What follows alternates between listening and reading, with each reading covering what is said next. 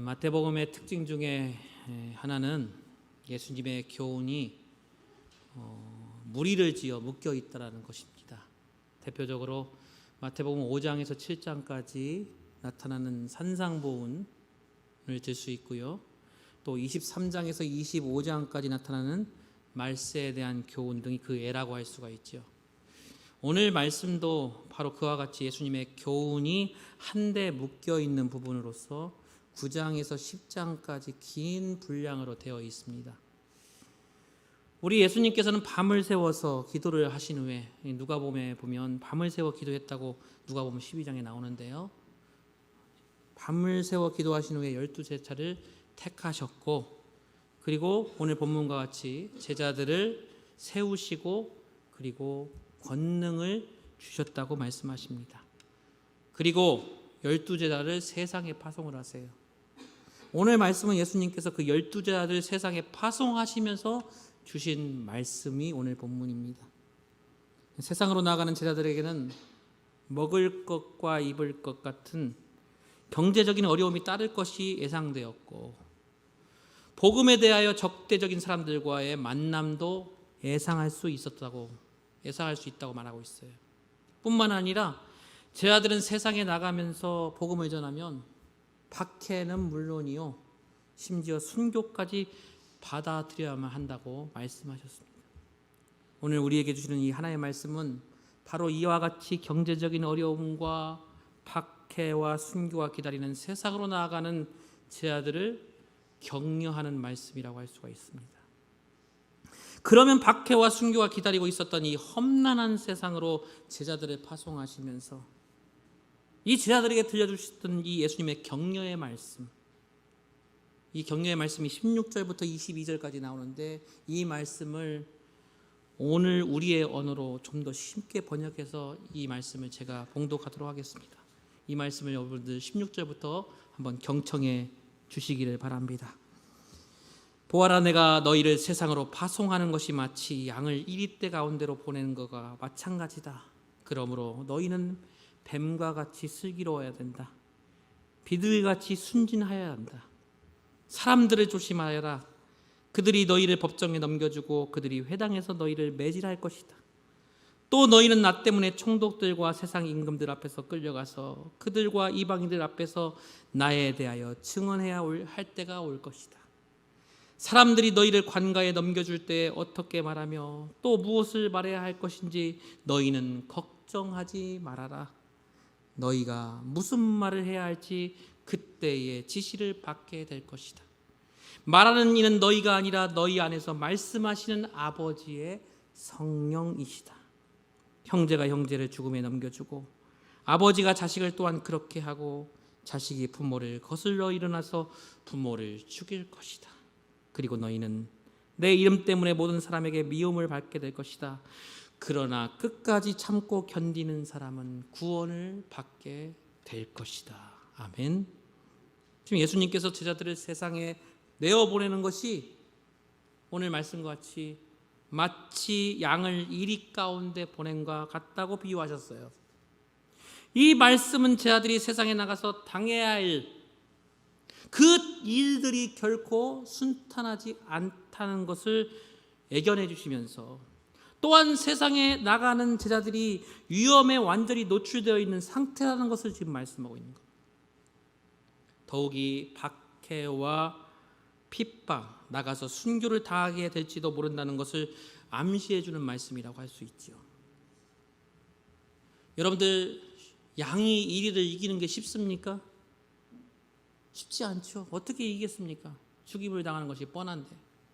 그거와 같이 제자들이 세상을 이기는 것이 쉽지 않다라는 거예요. 오늘 하나님을 섬기는 저와 여러분 역시 제자들처럼 세상에 나가 살면서 주님께서 우리에게 명령하신 대로 복음을 전하면서 사는 것이 우리의 사명이에요. 그리고 우리의 이웃에게 사랑을 베풀며 살아야 됩니다. 또한 우리는 세상에 나가 살면서 하나님의 백성답게 바르고 정직하게 살아야 된다고 우리에게 말씀하셨어요. 이거 모두가 다 세상을 이기는 신앙입니다. 근데 우리가 몸담고 있는 삶의 현장을 보십시오. 그 옛날 예수님의 제자들을 기다리고 있었던 세상과 같이 오늘날도 별반 다름이 없습니다. 회사에서, 학교에서, 가정에서, 이웃과의 대인관계 속에서 진정으로 세상을 이기며 하나님을 섬기는 그리스도인답게 살아보려고 노력한 분들이라면 이게 영적으로 얼마나 힘든 싸움인지를 여러분들이 잘 알고 있을 것입니다. 옛날이나 지금이나 하나님을 믿는 성도들이 세상을 이기는 신앙으로 살아가는 것이 바로 양이 이리 가운데 사는 것과 같은 어려운 일이라고 할 수가 있죠. 그러므로 박해가 기다리고 있는 험한 세상 속으로 제자들을 보내시면서 주님은 제자들에게 가르쳐 주신 오늘 이 소중한 말씀, 또한 세상에 나가서 복음을 전하며 예수님께서 하신 명령들을 수행하면서 세상을 이기며 살아야 되는 바로 저와 여러분들에게 주시는 격려의 말씀이 되기를 바랍니다. 이 격려의 말씀을 듣고 세상에서 승리하며 나아가는 저와 여러분들의 삶이 되기를 주님의 이름으로 간절히 축복합니다. 그러면 어떻게 해야 세상에 나가 살면서 세상을 이기면서 하나님의 백성답게 바르게 살 수 있을까? 오늘 주시는 이 격려의 말씀을 들어보시기를 바랍니다. 첫째로 바로 성도로서 정체성을 잃지 말라라는 거예요. 성도로서 정체성을 잃지 말라. 그러면 성도의 정체성이 뭡니까? 요한복음 1장 29절에 보시면 세례 요한이 자기에게 세례를 받으러 오시는 주님을 보면서 이렇게 말하지요. 보라, 세상 죄를 지고 가는 하나님의 어린 양이다. 이사야서 53장 7절에 보시면 이사야 선지자가 이렇게 예언을 합니다. 그가 곤욕을 당하여 괴로울 때에도 그 입을 열지 아니하였으며 마치 도수장으로 끌려가는 어린 양과 털 깎는 자 앞에서 잠잠한 양같이 그 입을 열지 아니하였도다. 이렇게 예언을 했습니다. 우리 예수님 그 자신이 십자가 위에서 그 몸을 찢어 제물로 드리는 하나님의 어린 양이시고 예수님께서 택하신 삶의 방식이 뭐겠습니까? 곤욕과 괴로움을 당할 때 도수장으로 끌려가는 그 양처럼 털 깎는 자 앞에 서 있는 양처럼 그렇게 사셨다는 거예요. 이러한 삶의 방식을 통하여 우리 예수님은 이 세상에 오셔서 하나님의 뜻을 이루셨으며 죄와 사망의 권세를 깨뜨리시고 온 인류를 구원하여 주셨습니다. 이와 같이 우리가 구주로 믿는 예수 그리스도가 자신의 몸을 제물로 드리시는 양이셨고 또한 양의 모습으로 세상을 이기셨기에 그 예수님의 발자취를 따르겠나라고 고백하는 우리 성도들 역시 양으로서 세상과 마주서야 될 줄로 믿습니다. 우리가 이리를 이기기 위해서 늑대로, 호랑이로, 표범으로 변신해서는 안 된다는 거예요. 성도는 양으로서 정체성을 지켜야만 승리할 수 있다는 겁니다. 70년대 우리나라 국가대표 유도 선수를 지냈던 목사님이 계세요. 이분은 성격이 불같은 분이고 한때는 조직폭력 세계에서 발을 들여놓고 온갖 죄를 저질렀던 분인데 은혜를 받고 하나님의 부르심에 따라서 목사님이 되셨어요. 그리고 그 목사님이 서울의 한 판자촌에 천막을 치고 개척교회를 시작했습니다. 그리고 그 판자촌 마을에는 나쁜 짓을 하는 아주 고약한 청년들이 있었어요. 이 청년들이 마을에 교회가 생긴 것을 알고는 매일같이 찾아와서 시비를 겁니다. 천막을 깔고 찍기도 하고 천막의 기둥을 뽑아내면서 행패를 부려요. 이 목사님께서 계속 이 청년들을 타일러도 말을 듣질 않아요. 말로만 타일러니까 이 청년들이 목사님을 이제 쉽게 보는 거죠. 더욱 더 심한 짓을 합니다. 몇 달에 참던 목사님이 마침내 이 동네 청년들을 교회 천막 뒤로 끌고 가서 두들겨 패려고 마음을 먹은 거예요. 더 이상 참을 수가 없으니까. 말로 해서는 안 되니까. 폭력을 사용하려고 했습니다. 근데 갑자기 이 목사님의 마음속에 하나님의 세미한 음성이 들리는 거예요. 바로 오늘 주님께서 하신 말씀입니다. 보라, 내가 너를 보냄이 양을 이리 가운데 보낸 같다. 아무개야, 나는 너를 세상의 양으로 보냈지 호랑이로 보낸 게 아니다. 이 목사님이 그 말씀이 떠오르는 거예요. 온몸에 전율이 온 겁니다. 나는 이곳에 양으로 왔구나. 그러니 저 동네 청년들이 아무리 이리같이 행동을 해도 나는 결코 맹수로 돌변해서는 안 되겠구나. 그래서 이 목사님 마음을 바꾸고 다시 한번 행패를 부리는 동네 청년들을 잘 달려서 돌려보냈어요. 근데 바로 그날 밤에 그동안 행패를 부리던 마을 청년들이요, 때로 몰려왔어요. 교회 마당에 다 무릎을 꿇는 겁니다. 그리고는 이렇게 말해요. 형님 용서해 주세요. 저희들이 죽을 죄를 지었습니다. 이렇게 사죄를 하는 거예요. 알고 보니까 이 청년들이 누군가를 통해서 자기 마을에 천막을 짓고 있는 이 목사님이 예전에 이렇게 큰 주먹을 휘둘렀던 사람이라는, 무서운 분이라는 사실을 이 사람들이 아는 거예요. 그러니 이 청년들이 큰 화를 당할까 봐 달려와서 무릎을 꿇은 겁니다. 그렇게 사죄를 하는 거예요. 그러나 목사님은 청년들에게 다가가서 이렇게 얘기해요. 다 이렇게 세우면서, 얘들아, 나는 예전에 형님이 아니다. 이제는 목사니까 나 무서워할 거 없다. 어서 일어나라. 이렇게 돌려보냈어요. 동네 청년들이 진땀을 흘리고 돌아갔습니다. 근데 여러분, 그 청년 가운데 한 사람이 그 다음 주일부터 그 교회에 나오기 시작합니다. 그 청년이 교회에 나와서 목사님의 말씀을 듣고 목사님의 삶을 보니까 완전히 다른 거예요.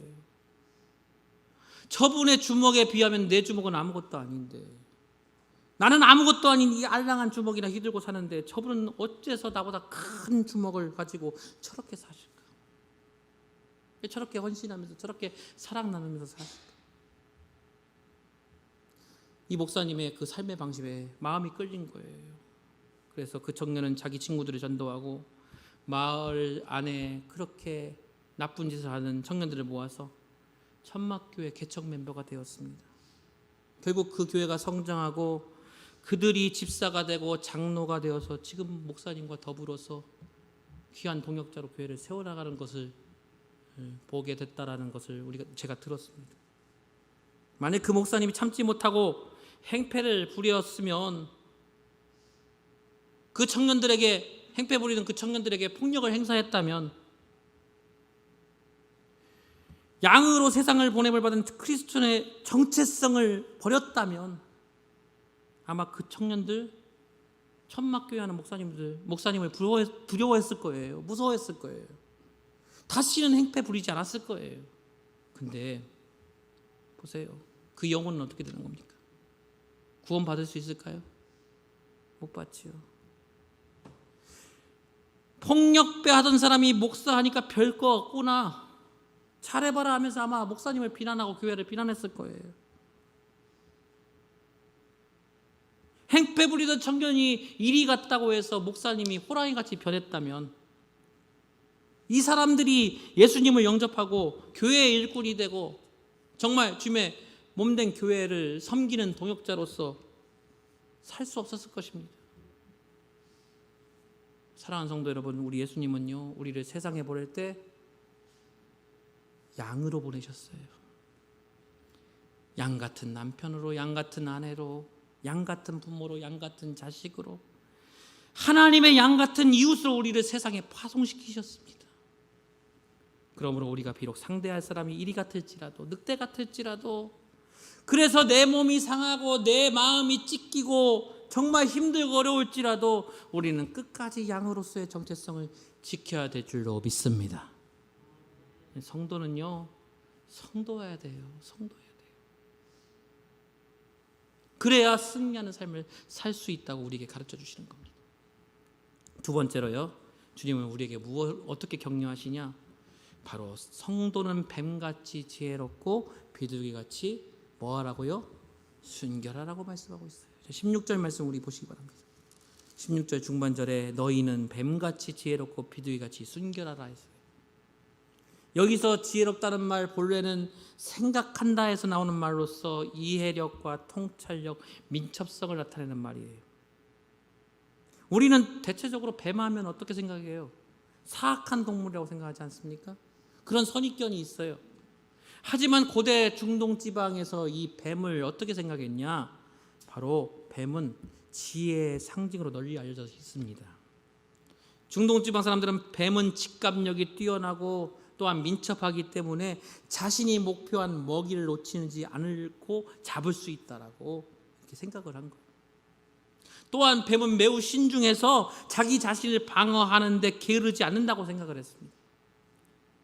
그렇기 때문에 오늘 주님께서 뱀같이 지혜로워야 한다는 말씀은 우리가 세상에서 어떤 상황을 만나든지 간에 냉철한 분별력을 가지고 항상 바른 결정을 하기 위하여 심사숙고해야 된다, 이렇게 말씀하고 있는 거예요. 급하게 결정하지 말고 기도하면서 생각하면서 결정해라 이거예요.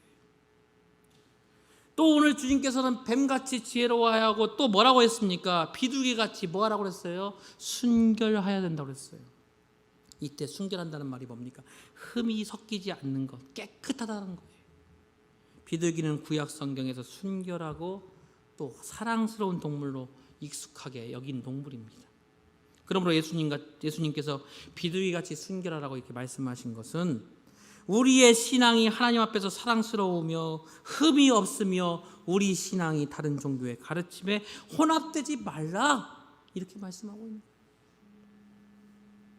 예수님께서는 세상을 이기는 신앙에 대해서 지금 뱀같이 지혜로움과 비둘기같이 순결함을 결합해서 지금 말씀하고 있습니다.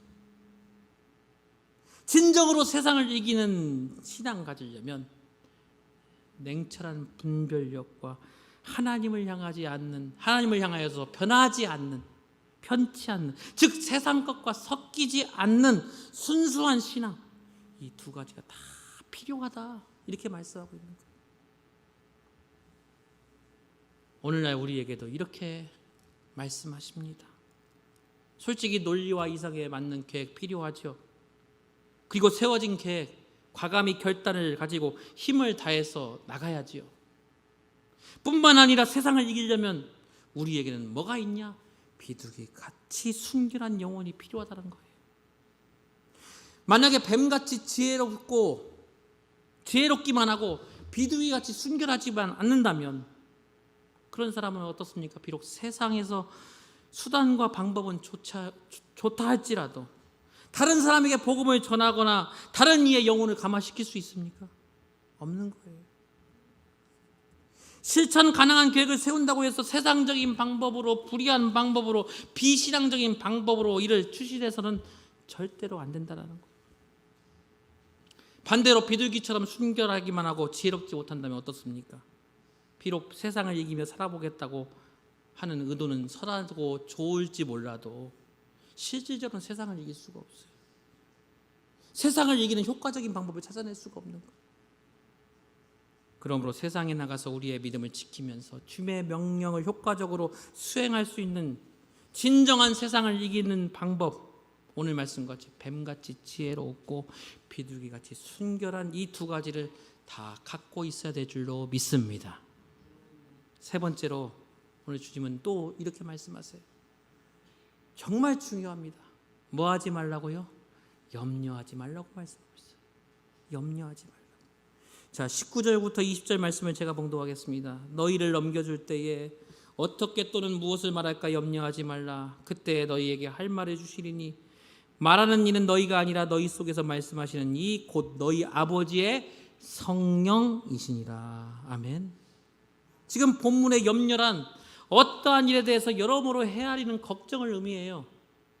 여기서 예수님께서 사용한 이 염려라는 단어가요, 이미 마태복음 6장 28절에 산상보훈에서 말씀한 것 같이 무엇을 말씀하냐면 불신앙을 말씀하고 있어요. 불신앙, 믿지 못하는 것. 주님께서는 제자들에게 너희가 세상에 나가서 복음을 전하다가 총독들과 임금들 앞에 끌려갔을 때 무슨 말 할까? 어떻게 이 위기를 벗어날까 하면서 뭐 할 것이 없다고 말씀하고 있어요. 오늘 본문에 염려할 것 없다고 그랬어요. 왜냐하면 우리가 위기를 만날 때, 박해에 직면할 때 하나님께서 오늘 말씀과 같이 20절 말씀과 같이 누가 말씀하신다고 그랬어요? 바로 성령을 통하여 제자들에게 무슨 말을 하실 것을 주실 것이라고 지금 말씀하고 있는 거예요.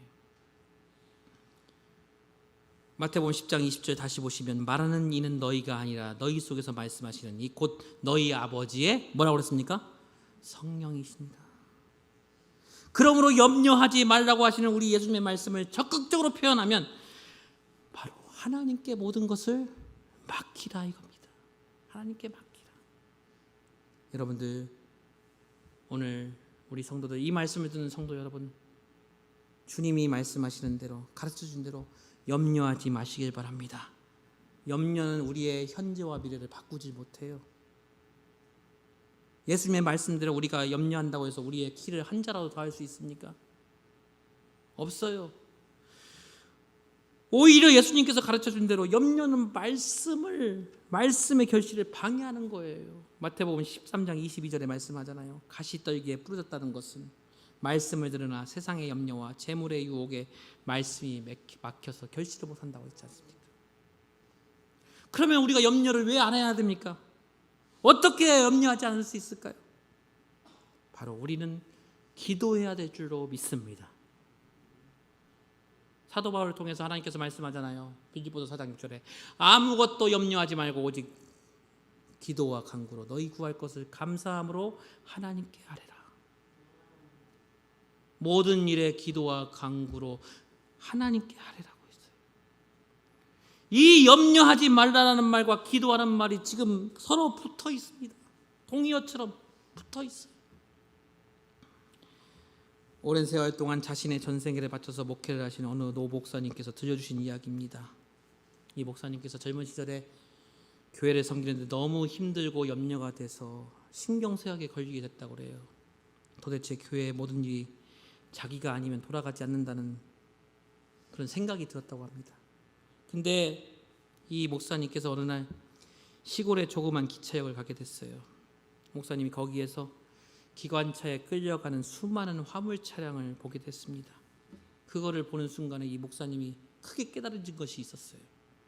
야, 기관차가 가면 객차는 저절로 따라가는 거구나. 우리 교회의 기관차는 누구십니까? 바로 교회의 머리 대신 누구세요? 예수 그리스도세요. 근데 왜 나는 모든 객차를 기관차로 만들려고 근심했나? 그렇게 고백하셨습니다. 그 목사님께서. 그래서 이 목사님은 오직 예수님께 모든 걸 맡기고 자신은 오직 예수님께 붙어 있어서 예수님 떠나지 않으라는 각오로 목회를 하셨다고 그래요. 우리 담임 목사님 지금 30년 아니죠? 30여 년 더 되지요. 행복한 교회를 세우시고 지금까지 주의 몸된 교회를 잘 감당하셨습니다. 항상 저희들에게 부교육자들에게 항상 누누이 말씀하신 게 있어요. 주님께 붙어 있으라고요. 주님께 붙어 있으라고. 말씀에 순종하라고. 여러분들 항상 말씀 들으면서 듣는 얘기가 뭡니까? 말씀에 순종하시라고. 주님께 붙어 있으라고. 주님을 떠나지 말라고. 오늘도 주보에 나오지만 예수 그리스도를 잘 믿으라고. 몸된 행복한 교회를 사랑하고 뿌리 내려달라고. 항상 주님 안에서 행복하게 사시라고. 이렇게 목회를 하셔서 이렇게 건강하게 세워 나가는 것이 이 행복한 교회 아니겠습니까? 여러분들 때를 따라 돕는 은혜를 주시고 우리를 바른 길로 인도해 주시는 하나님이 계시다는 사실을 믿으시길 바랍니다. 그래서 하나님께 맡기고 염려 대신에 말씀에 순종하면서 기도하면서 나아가는 귀한 성도님들 되시기를 주님의 이름으로 간절히 축복합니다. 마지막으로 주님은 우리를 무엇으로 격려하셨냐? 끝까지 견뎌야 된다고 했어요. 끝까지 견뎌야 된다. 자, 22절 말씀 보십시오. 중반절에 이렇게 말씀합니다. 22절 말씀에 또 너희가 내 이름으로 말미암아 모든 사람에게 미움을 받을 것이나 끝까지 견디는 자는 구원을 얻으리라 했어요. 자, 여기 보시면 끝까지 견디는 자. 이 끝까지 견디는 자가 뭡니까? 우리 생명이 다할 때까지 혹은 예수님이 다시 오시는 세상의 끝날까지의 의미를 갖고 있어요. 또한 견딘다는 말이 뭡니까? 밑에 있다, 남아있다 이거예요. 남아있다, 남겨있다라는 뜻이에요. 그러므로 끝까지 견디라는 주의 말씀은 끝까지 우리 생명이 닿을 때까지 자기 신앙 버리지 말고 기다리면서 남아있어야 된다 이거예요. 남아있어야 된다. 어디서요? 어디에서 남아있어야 돼요? 이 행복한 교회에서 남아있기를 주님의 이름으로 간절히 축복합니다. 행복한 교회에서. 제자들이 세상에 나가서 예수님의 명령을 수행할 때 박해가 예상됐습니다. 그 박해는 매우 비장한 것이에요. 21절 말씀에 뭐라고 나옵니까? 형제가 형제를, 아버지가 자식을 죽는데 내주며 자식들이 부모를 대적하여 죽게 한다 했어요. 제자들이 세상에 나가서 복음을 위하여 헌신할 때 누가 방해한다 이거예요? 제일 가까운 사람이 방해한다 이거예요. 세상에 살면서 가장 가깝고 가장 친밀한 관계를 유지하는 게 누굽니까? 가족 아니겠습니까? 그러한 가족 간의 사랑과 이해가 단절되면 우리가 견디기 힘들지 않습니까? 거기에서 느끼는 상실감이 얼마나 큽니까? 그래서 가족 구원하는 것이 제일 힘들다고 얘기하지 않습니까? 또 오늘 22절 말씀 보시면 너희가 내 이름으로 인하여 모든 사람에게 뭘 받는다고 그랬어요? 미움을 받게 된다고 그랬어요. 이 미움받는 것 자체도 얼마나 견디기 어려운 일입니까? 요즘 코로나 때문에 교회들이 얼마나 미움 많이 받았습니까? 세상으로부터. 그럼에도 불구하고 주님은 우리에게 말씀하십니다. 끝까지 견디라고요. 끝까지 견디라고요. 오늘 우리도 세상을 이기는 신앙을 가지려면 신앙으로 인한 핍박과 박해가 와도 끝까지 견디시기를 바랍니다. 끝까지 견디셔야 돼요. 우리가 대부분 새로운 마음으로 열심히 주의 일을 하겠다고 결심을 하죠. 이제 벌써 1월 지나고 2월 지났습니다. 이 결심 주님 오실 때까지 변하지 마시기를 바랍니다. 변하지 마셔야 돼요. 주님을 향한 열심도 봉사도 전도도 사라지지 마셔야 돼요. 아무리 핍박이 와도 고난이 와도 끝까지 남아있으라고 우리에게 말씀하고 있는 거예요. 그래서 사도 바울도 이렇게 고백하잖아요. 내가 선한 싸움을 마치고 나의 달려갈 길을 마치고 믿음을 지켰으니 이제 후로는 나를 위하여 의의 면류관이 예비되어 있다고. 끝까지 견디는 자에게 하나님께서 무엇을 주신다고 약속하셨냐? 바로 의의 면류관을 주신다고 약속하셨습니다. 상급을 주시겠다고 약속하셨습니다. 환난과 핍박 중에도 우리가 신앙을 지킨다면 끝까지 신앙을 지키는 우리에게 예비되어 있는 것은 바로 하나님의 상급임을 믿으시길 바랍니다. 하나님의 축복임을 믿으시길 바랍니다.